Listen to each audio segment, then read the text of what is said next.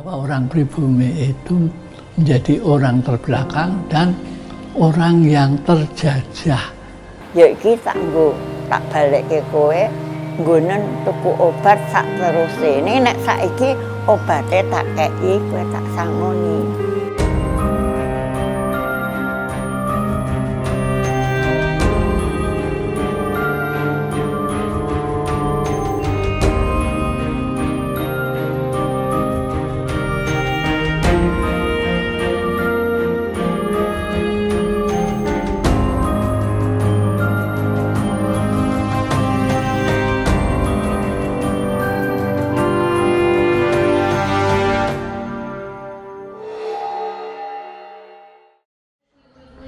Iya.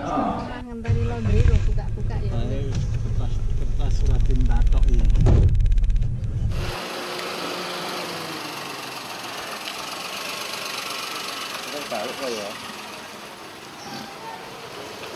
Anak-anak yang berbakti tapi beneran ono.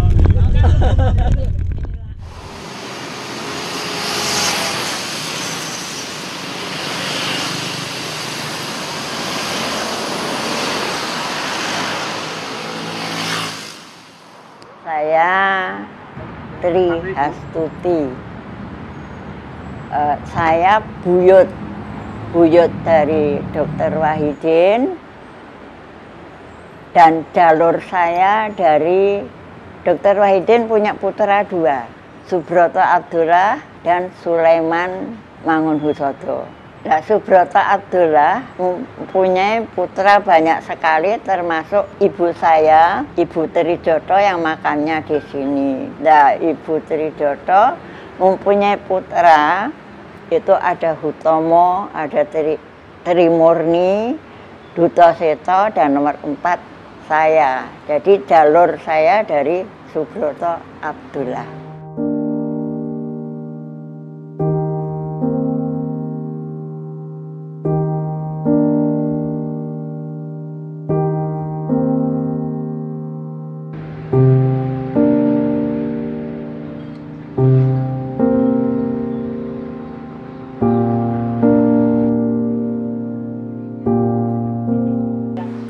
Saya mengenal sosok Wahidin itu pertama dari ibu almarhumah, sering cerita juga dari Eyang Buyut. Beliau dulu itu menurut cerita ibu memang asli Melati ya, asli Melati. Terus tapi dalamnya yang asli juga saya kurang begitu tahu, cuman ini cerita dari ibu.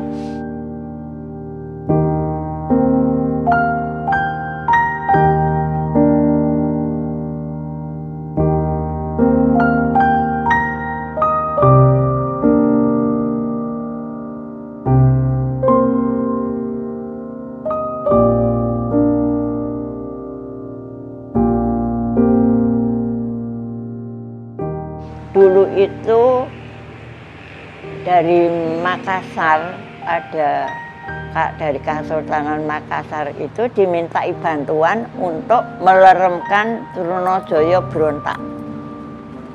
Nah, Kesultanan Amangkurat pertama itu mengatakan sama Kraeng Galesong, Kraeng Dobo Manggaleng, apa Kraeng Galesong, pokoknya dari Kesultanan Makassar. Lah Kesultanan Amangkurat ini mengatakan, nek kowe iso ngleremke Trunojoyo, nanti kamu saya kasih sebidang tanah di Melati dan saya kasih putri dari asli dusun Melati.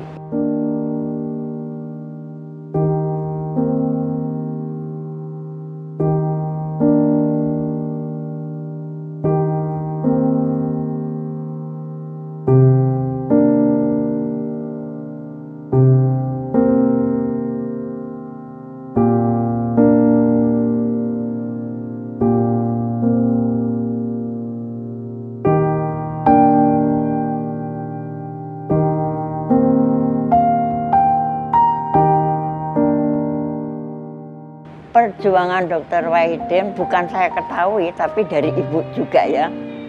Dari sumbernya dari ibu juga. sosialnya mungkin terlalu besar. Misalnya dia praktek, itu bukan pasien membayar yang buyut, tapi yang buyut membayar pasien. Kalau pasien itu membayar, itu beliau selalu mengatakan, kata ibu, kowe wis iso ngliwet po nang omah. Nek wis iso ngliwet, iki tak tampa duit iki, ning tak balekke kanggo anakmu sing lara. Ora kanggo kowe, nek kanggo anakmu. Ning nek kowe sing lara, ya iki tak balekke kowe nggonen tuku obat sak teruse. Ning nek saiki obate tak kei, kowe tak sangoni. Itu.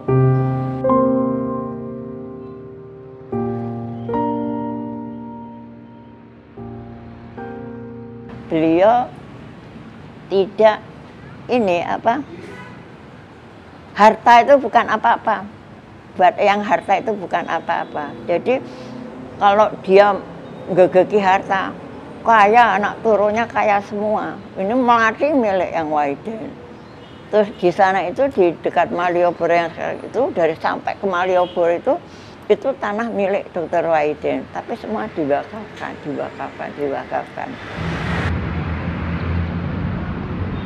Warisan ojo dinggo rebutan.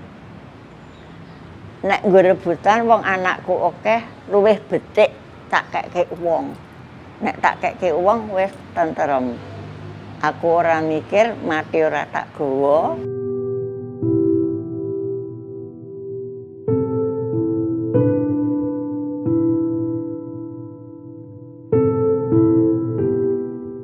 Yang saya selalu ingat dari ibu,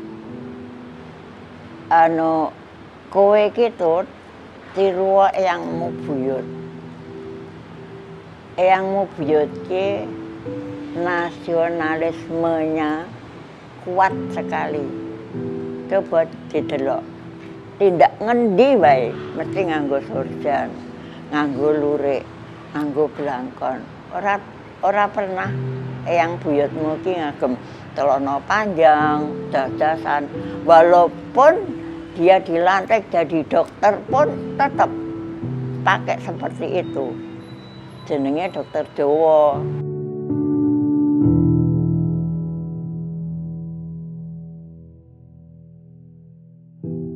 Kalau menurut ibu saya, beliau dalang keraton, tapi bukan keraton Kasultanan ya, keraton Pakualaman. Justru Pakualaman beliau. Dari ibu ngendiko kalau yang Wahidin Putri nggak suka kalau pakai sinden, nggak suka. Katanya begini, wong kowe dhewe wis pinter nembang kok dadak nganggo sinden. Akhirnya ya yang Wahidin ya sudah nggak usah pakai sinden. Jadi beliau ndalang ya sambil nembang. Katanya yang Putri, katanya yang buyut. Oh mbahmu itu suaranya apik banget, gitu.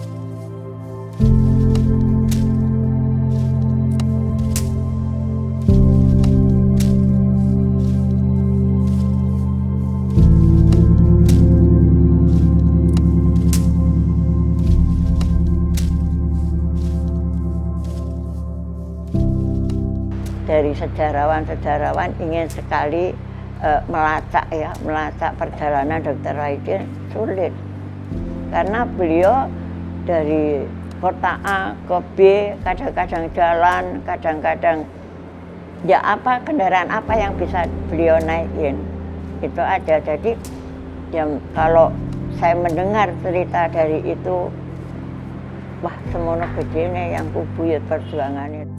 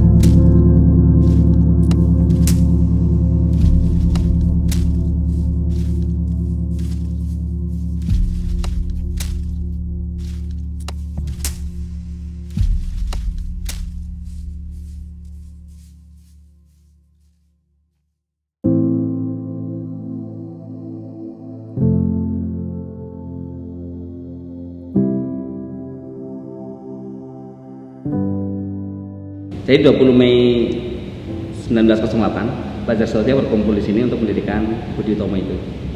Ini sebenarnya dokumennya hanya pernyataannya Gunawan Mangunkusumo di buku Sumbangsih tadi, bahwa pada 20 Mei tadi mereka berkumpul di sini, kemudian sepakat untuk mendirikan organisasi yang bernama Budi Utomo. Tujuannya apa? Hampir sama, untuk memajukan rakyat yang sedang terjajah.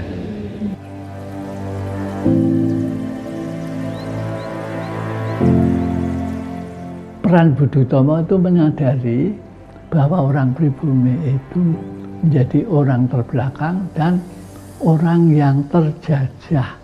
Tadinya orang Indonesia pribumi sebenarnya tidak merasa dijajah, tidak terjajah. Itu rasa terjajah itu ada ya sudah dianggap itu sudah nasibnya ya begini ya miskin dan sebagainya ya sudah, bodoh ya sudah. Tapi dengan Budi Utomo dia lalu disadarkan, kamu bodoh itu karena kamu itu menjadikan kamu itu gampang dijajah dan jadi terjajah, jadi makin terbelakang. Oleh karena itu kamu harus merubah diri. Cara merubah diri kamu harus belajar. Nah ini gerakannya itu belajar itu yang intinya peran dari Budi Utomo dan peran dari Wahidin Soedirohusodo itu.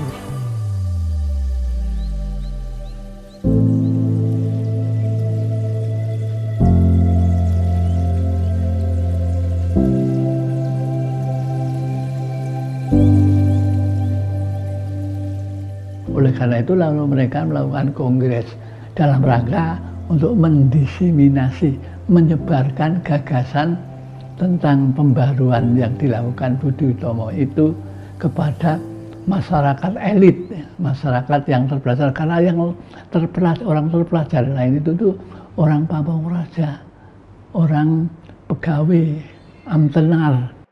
Jadi itu disambut oleh pamong raja dan pamong raja itu mendukung, dan ini keberhasilannya ini Wahidin dan Budi Utomo itu karena bisa lalu menggerakkan kaum elit Indonesia terpelajar yang sudah bekerja pada pemerintah, dan mereka lalu melakukan gerakan itu. Dia menjadi tokoh yang menyadari bahwa dirinya dan masyarakatnya itu beda dengan orang Barat, dan perbedaan itu yang mendasari bangsanya itu pantas itu dijajah dan pantas itu terbelakang dan miskin. Itu peran dari Wahidin itu pembangkit dan sekaligus pembangkit orang yang lalu timbul kebangkitan, kesadaran, oh kalau demikian kita harus berusaha supaya jangan lagi bodoh dan terbelakang dan miskin.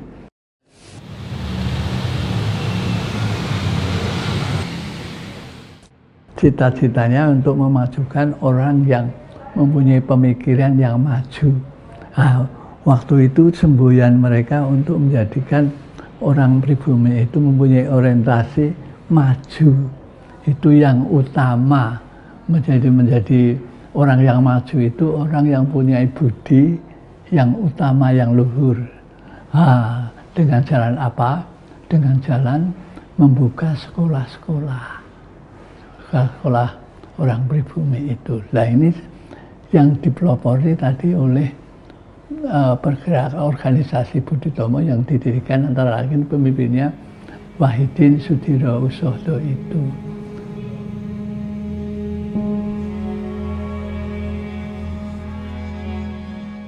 Cita-cita Dr. Wahidin itu dulu mendirikan studi fonds ya, jadi sekolah nggak membayar, anak asuh apa. Jadi sekarang ada anak asuh, ada sekolah gratis apa itu sebetulnya itu ide dari yang Wahidin, tapi sebelum bisa dilaksanakan yang keburu itu ya.